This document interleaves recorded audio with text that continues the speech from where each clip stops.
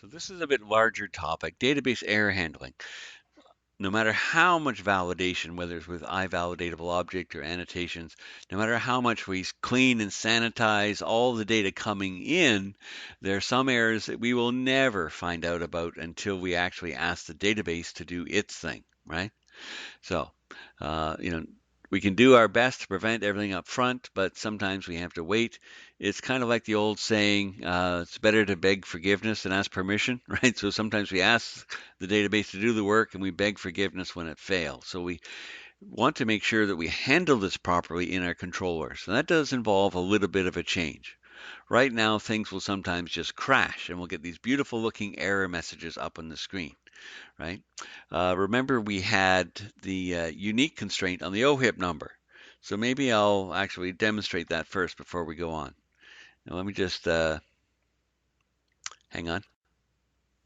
Okay, so we cleverly took the social insurance number off the index view, so we have to go into details to get it. So I'm going to grab Barney Rubble's OHIP number here. I'm just going to copy that, go back to the list, and let's go into somebody else, Wilma, for example. If I go into Edit Wilma, and give her Barney's OHIP number, right? When I click save, again, this is something that won't happen until not only do I get the data to the server, but actually then it's passed to the database. Ah, look at this. There we go. Beautiful. I love to see these error messages come up on the screen because it gives us an idea of exactly what happened. Okay, unique constraint failed, patients.ohip, right? That's the SQL exception being raised, right? So that's exactly what we would expect. The database is saying, no, we can't do that. You're violating this constraint, so go away, right? And that's basically the bottom line. Okay. Now, that's good for us. We love to see these because it helps us understand exactly what the problem is, and then we know as a developer how to fix it. But you would never want this kind of a page to appear to your end user, would you? Right? So what I'm going to do is I'm just going to X out of there, and let's just get back to the PowerPoint slide actually for a second, right? Oh, sorry. So the basic approach is we're going to put it in a try-catch block, okay? And then we'll add a model error because we know that model errors are a way to communicate to the user, okay, about anything that we need to tell them about our model state, right? And as we do this, we can examine the exception returned by the database to give specific feedback. So I don't want to just say something went wrong. If I know that it's a unique OHIP number I violated, well, then that's exactly what I want to do, right? So I'm just going to stop running for a second. Let's just deal with this specific example. So coming back, I can close this. Coming back to the controller, okay. By the way, you'll notice that the database error handling always goes in the post. That's where we actually change data, which is consistent with a universal rule of web development is you should never modify data on a GET request. It should always be on a post, right? So here in our post, this is where we actually modify the data. So what do we want to do here? Well, we're okay coming into it, but we need to wrap this in a try-catch, right? So I'll just make room here, and I'll use a snippet, just as we did for prop. So try tab, and that puts the basic try-catch structure in for me, right? So what I'm going to do is I'm going to put the whole if here for the update, okay, inside the try. So I'll just cut all that, put it inside the try block, right? So I'll try to do everything that I intended to do originally. Now the catch block, in particular, I'm going to look for a DB update exception. That's the type of exception we're getting here, right? It's a database update exception. And I'll give it a reference, okay, this variable name so that I can access its properties in code, right? So I don't want to just throw it because that'll just give me the exact same error message again. So what I'm going to do here is I'm going to add an if, right? If my DEX, my database exception, oh, that's supposed to be a bracket, dot. Now, one of the things that's troubling about exceptions is there might be a message in the exception. You might have to go to the inner exception and get its message. Sometimes you have to go to the inner exception of the inner exception to get the message, right? So there's a great way to work around that called get base exception. This method, okay, allows us then to go in and find the base exception, which is the one that's actually complaining. Is it the inner exception of the inner exception or just the inner exception, etc., right? And it will have a message. And then we can check, does it contain a given keyword, right? This extra step here allows us to make sure that we're looking specifically at a given reason why, right? So we need a string inside here to check the contains. So if it does, then we can give a specific message by saying model state. You see why I don't usually type very much. Add, that's why I do my copy paste files. Add model error, right? Now in this case, we can specify, it's kind of like what we did with the iValidatable object. We can specify a field to show the error message beside. In this case, we know it's OHIP, right?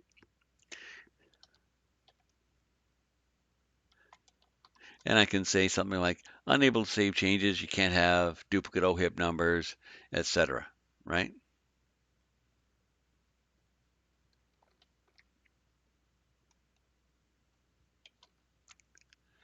Okay, don't forget my semicolon at the end of the line, and I'm good, okay? So that would take care of giving a message. Now, why do I have the, I need to still say something, even if this wasn't the specific reason why, if it wasn't a duplicate OHIP number, right? I should still say something. So typically I'll put that in an else branch, okay? Else. And I'll just basically give the same kind of a message, add model error to my model state, right? Notice I'm leaving the first parameter here, the string, an empty string, which means this will just appear in the summary, the error summary, as opposed to beside a particular field. Unable to save changes, try again. If it persists, see your system administrator. In other words, go for coffee and come back later, right? So that's good. We'll give proper feedback to the end user by doing this, okay? And we've handled the message, so we're good. All right, so the only trouble is, what should this contain? I can't remember. It was up on the screen, but darn, okay, I can't remember. So how can I find out? Well, let me just set a breakpoint and recreate that error once more.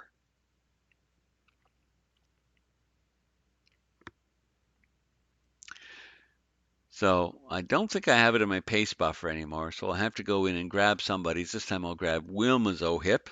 I can get it out of details or out of edit, okay? And I'll try to give that to Fred. And this should cause a duplicate OHIP number yet again. Click Save, and there we go. All right, unique constraint failed, patients.ohip. If I want, I could use that whole phrase, right? Or I could just probably look for unique, because that's the only unique constraint here. But, you know, it's entirely up to you. I would accept that approach, or you could put the whole thing in, right? So now if we get that, we should give this error message, okay? Otherwise, we give this one. All right.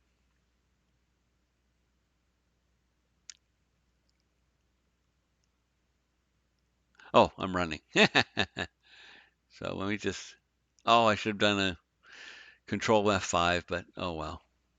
We're going to be carrying on anyway. So you know me, I like to carry on. Okay, patience. Once more, this time we'll grab Fred's, back to the list, and we'll give Fred's to Jane, and click Save. Okay. All right, it did not catch my, oh, it's because I'm in Edit. What an idiot. Instead of Create. All right. Yeah, so that's why my demo isn't working here, because I'm in Edit. Oh well. Let me just try to create. I'll give that OHIP number, which already exists, to David Stovall.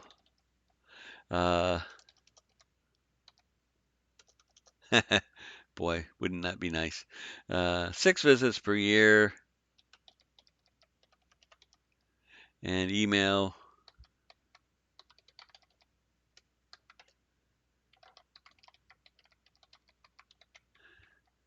Oh, I have to select the docs. Good. Remember, of course, I'll get a validation message.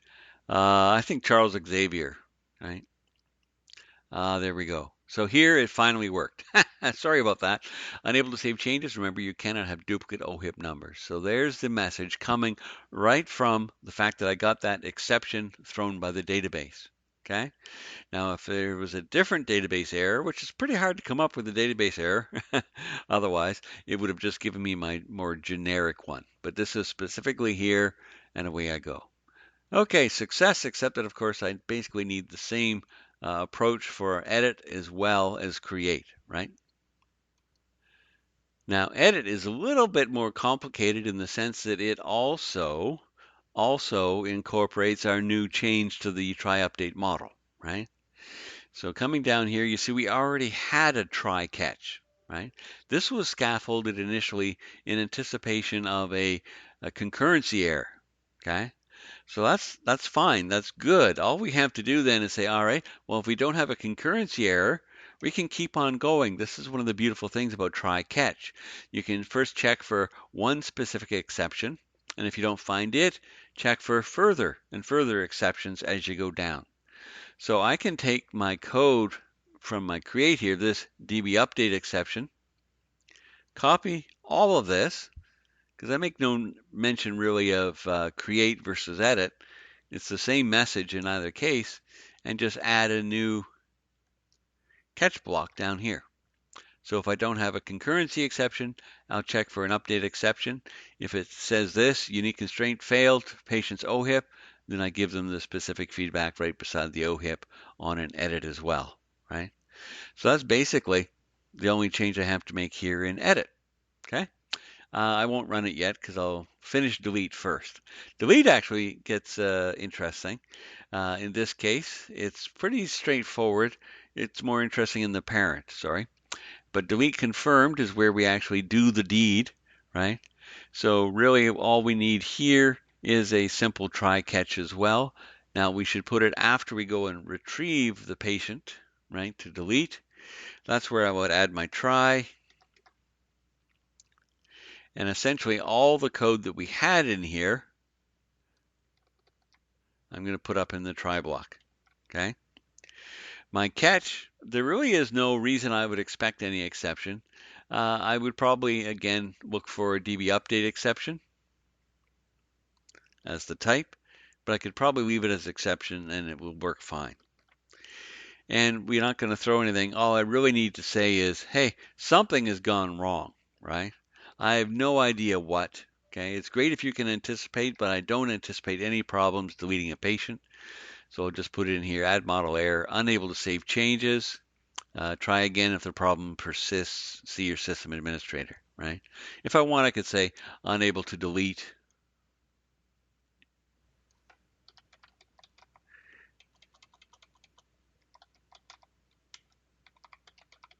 Or doctor, whatever patient, right? Okay, now this is complaining because not all, okay, it'll say that here, not all code paths return a value. Because remember, I'm in my try that returns, but the catch doesn't. And what if I don't succeed in my try? Then I'll end up down here and I have nothing to return.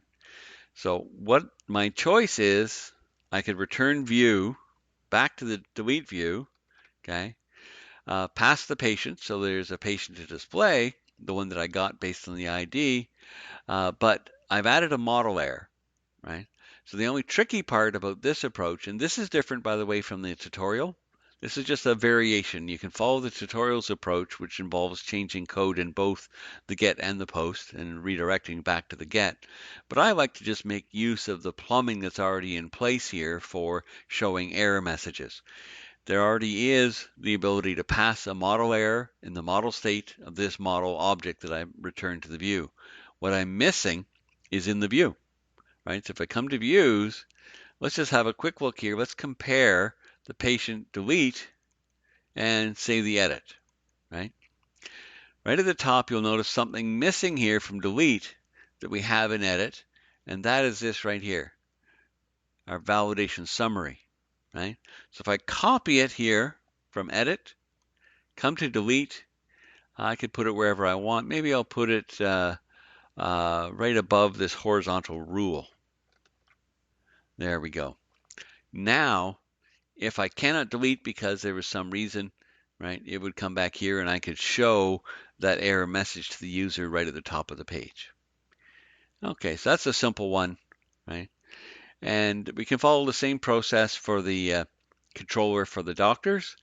The trickier one with doctors, again, is the delete, in the sense that the delete here, right, might run into a database error. Could be a referential integrity error, right?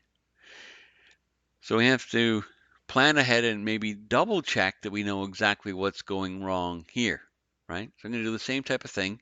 In the doctor delete, we'll add a try catch block. I'll put all of this code in the try. Afterwards, to make sure we don't get that not all code paths return a value, we'll put a return view doctor, right? And then our throw, okay, is where we're going to do the same kind of a catch that we did before.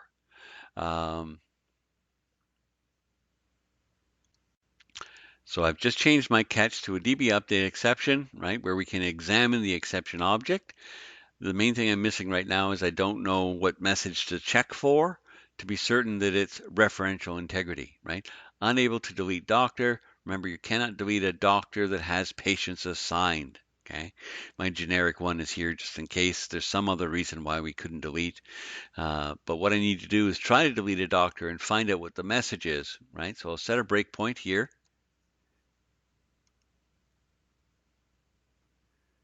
So the reason why I wanted to do this is I was trying to show you setting the breakpoint and then doing the wrong method earlier. So let me come into doctors. I think all of them have got somebody assigned. I know I assigned me to Charles Xavier. So here we go. I delete, and here I'm at my exception.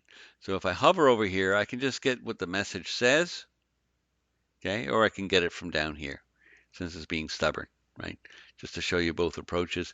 Here's the message: an error occurred updating the entities to the inner exception. So you see here's my inner exception, right? So I come down, SQLite error, foreign key constraint failed, right? So let me just copy that. I'm going to paste it in here. Oh, I don't want that whole thing. That's ugly. Let me put it in Notepad and just strip out the little bit that I want.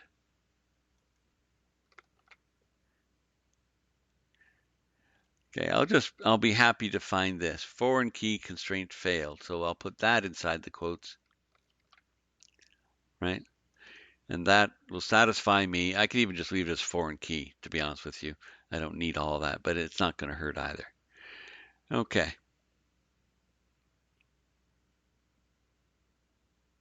Oh, it's just because I'm running again.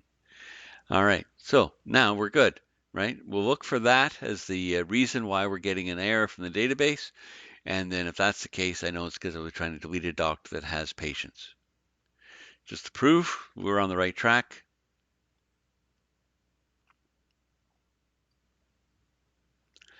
Once more, select delete, delete. Silly me. Actually, I did it on purpose. I wanted to show you, okay, you might get to this stage, and I usually have some students that do. If they follow my technique here that I'm teaching you for handling the delete, everything worked perfect. It added the model error to say that you can't delete a doctor that has patients assigned, but the problem is we forgot one thing. We forgot to add the validation summary, okay, that little div to put at the top here to show the actual error message to the end user. So you just sit here, you click delete over and over again, and nothing seems to happen. It's because you're not getting that message. So once more, let's come down to the views here. I'll steal this div for the validation summary from edit, come to delete, and put it in here. So I'll usually stick it in above the horizontal rule, and there we go. All right, one last time, let's do this. I'll go and delete a doctor. Maybe I'll pick somebody different for a change just for the fun of it. And we'll delete Gregory House because I'm certain there's some patients for Gregory House. And there we go. Unable to delete doctor. Remember, you cannot delete a doctor as patients assigned, right? So, there's more than one way. You can follow the tutorials approach, but I find this is a little simpler. The only tricky part is remembering to add that validation summary to the view, or you'll be scratching your head saying, how come I'm just sitting here? I tried to delete and nothing seems to happen, right? Okay. That's it. Now, of course, in the doctor, right, the doctor's controller, we do still need to handle properly with a try catch every attempt to modify data, right? So there is a try catch here, but we should have a proper catch block for DB update exception, and the same thing for edit. So I'll just quickly make those changes. Okay, so here are create, post, right? Just basically putting the try catch block. And because we do not anticipate there's no unique constraint or anything like that to be violating in the database, the only exception we would expect is just a general one, right? I think I will change that to DB update exception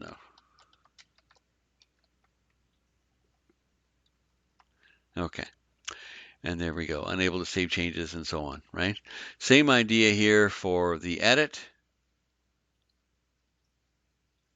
except I've also done what we should always do, converted the post for edit to use our try update model approach. So instead of building the doctor object in this case, okay, with our bind whitelist, I just go and get the doctor to update from the database, make sure we have it, then use try update model, okay, just updating the first, middle, and last name because that's all there is in a doctor, right? Then we just save changes and redirect back to the index, okay? Add the new catch block here for a DB update exception, unable to save changes, basically go for coffee and come back later. Don't bug me, bug the system administrator, right? So that's it. So those are all the changes that I need in my two controllers. Okay.